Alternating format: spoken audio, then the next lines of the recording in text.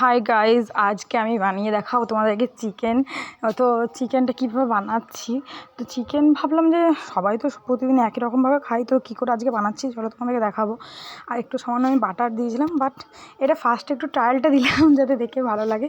তো দেখতে থাকো আজকে আমি কী করে চিকেনটা বানাচ্ছি। দেখো চিকেন আনা হয়ে গেছে, প্রায় 1 কেজি মতন চিকেন ছিল। তো একটু সাদা তেল আর দই এনেছিলাম, টক দই আর সাদা তেল, হলুদ এটা দিয়ে ম্যারিনেট করে প্রায় 1 ঘন্টা মতন আমি রেখে দিয়েছিলাম।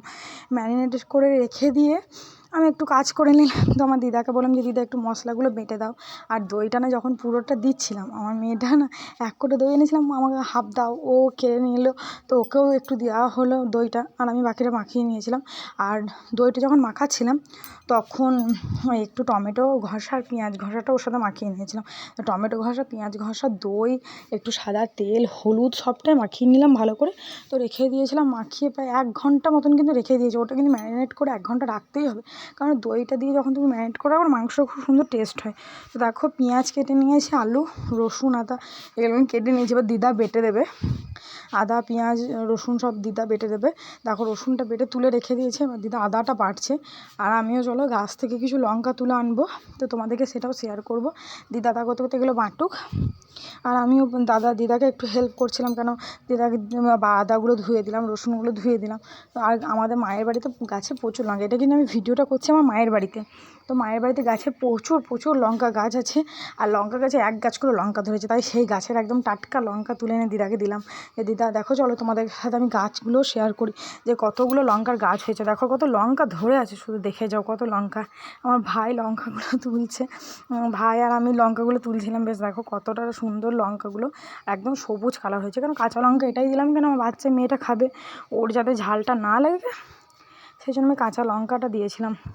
আর একটু কাশ্মীরি লঙ্কা গুঁড়ো দেবো।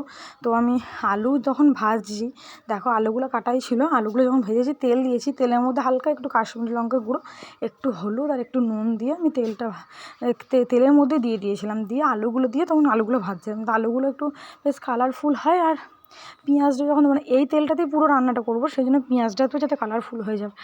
কেন প্রথম থেকে এগুলো দিয়ে দিলেন একটা বেশ দারুণ কালারটা আসে, ওগুলোর একটু বেশ লালচে লালচে হয়ে যাবে। আলুগুলো বেশ বিরিয়ানিতে যেরকম আলুটা পাওয়া যায় ওই আলুটা বেশ দেখতে ভালো লাগে, সেই জন্য দিয়ে দিলাম। চলো তোমাদের সাথে দেখা যাক আরও কী কী করছি। দেখো আলুটাকে আমি কষে তুলে নিয়েছি, পেঁয়াজ আর না আমার না একটা ভুল আমি বলে দিচ্ছি, মানে ভুল নয়, এটা কি বলবো তোমাদেরকে, একটা অসুবিধা। কারণ আমি এক হাতে ভিডিও করেছি আর একদিকে রান্না করেছি, সেই জন্য যদি কোনো কিছু ভুল ত্রুটি হয়ে থাকে প্লিজ তোমরা আমাকে ক্ষমা করে দেবে। কিন্তু আমি ফার্স্ট ভিডিও করছি, মানে একদমই নিউ বলতে গেলে। আমি তো 2-4টে ভিডিও একটু করে চেষ্টা করছি শেখার, বাট প্লিজ যদি ভুল হয়ে যায় আমাকে ক্ষমা করে দিও। কিন্তু আমি চেষ্টা করছি করার, আস্তে আস্তে হয়তো ভালো করবো, এখন হয়তো একটু খারাপ হবে, কিন্তু যখন আমি করতে লাগবো তখন ভালো করেই হবে।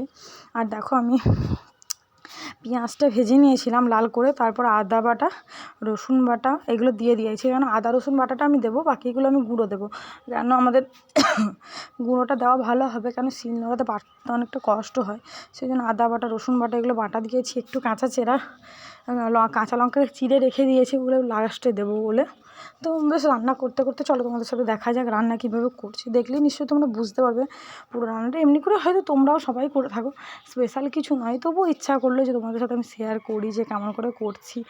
আর আসছে আরও একটা ভিডিও, আসছে রাস পূর্ণিমা। তো রাস পূর্ণিমাতেও আমি আমার মায়ের বাড়িতেই থাকবো, এখানে মেলা হয়, তোমাদেরকে দেখাবো মেলাটা।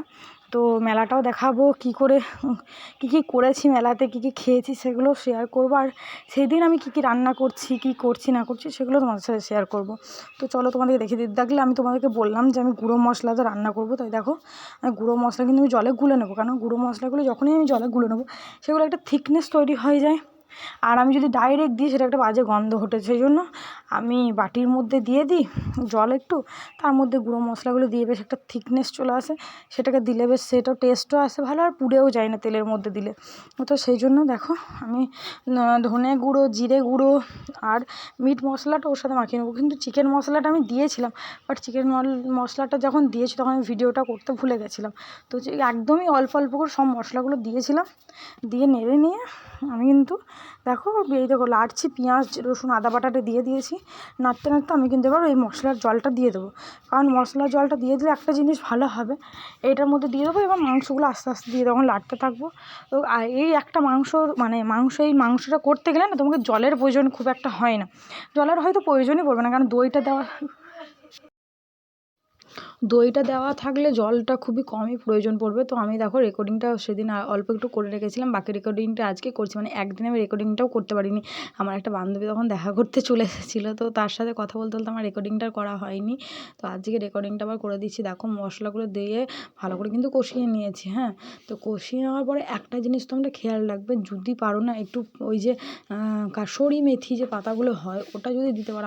আমার কাছে ছিল ধনে পাতা, হ্যাঁ না, আমি নামাবার আগে একটু ধনে পাতা দিয়েছিলাম। আর এই যে কষার সময় যদি একটু কাসুরি মেথি দিয়ে দিতে না, সেটা তো আরও ভালো টেস্ট হতো।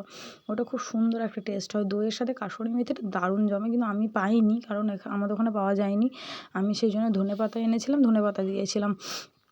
তো চলো তোমরা দেখো মাংসটা কীভাবে করেছি। তোমাকে বলছিলাম যে দই দিলে জল বেরোবে, তো তোমরা দেখতেই পাবে দইটা দেওয়ার পরে কতটা জল বেরোচ্ছে মাংসটা থেকে।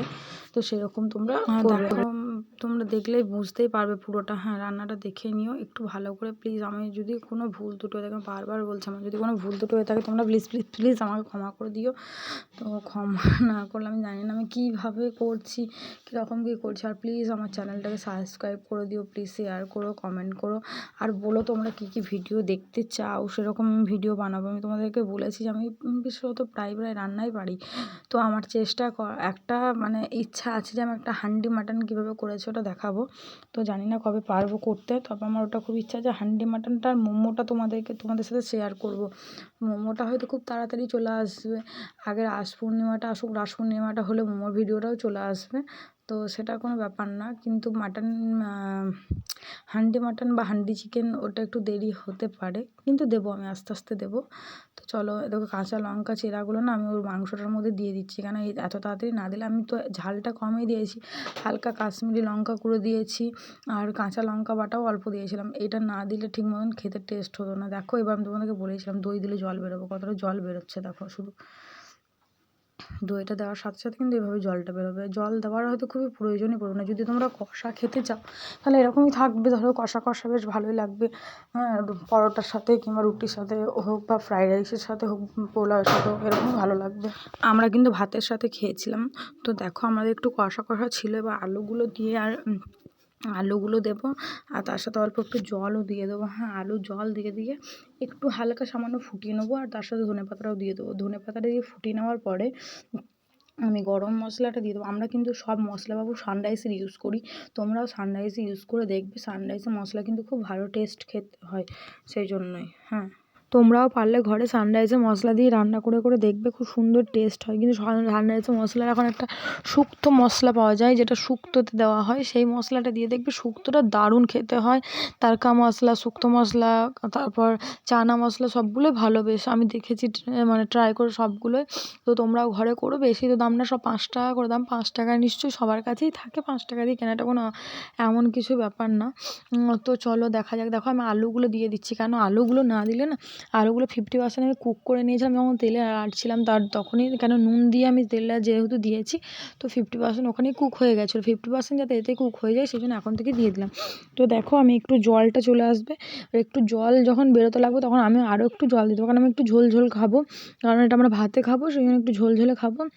এই জন্য একটু জল দিয়ে, আর আমি ধনেপাতা কুচিটা দিয়ে এবার একটু সামান্য একটু ফুটিয়ে নেবো। ধনেপাতা কুচিটা দিয়ে এবার তারপরে নামিয়ে আমি গরম মশলাটা দিয়ে দেবো। গরম মশলাটা যেহেতু আমি তোমাদেরকে বললাম গ্যাস বন্ধ করে গরম মশলাটা দিলে তেতো হয় না। আর যদি গ্যাস জ্বলতে জ্বলতে আমি যদি গরম মশলাটা দিই, আরও একটু ঝোলটা ফুটবে, তো ওটা তেতো হয়ে যাওয়ার সম্ভাবনা থাকে।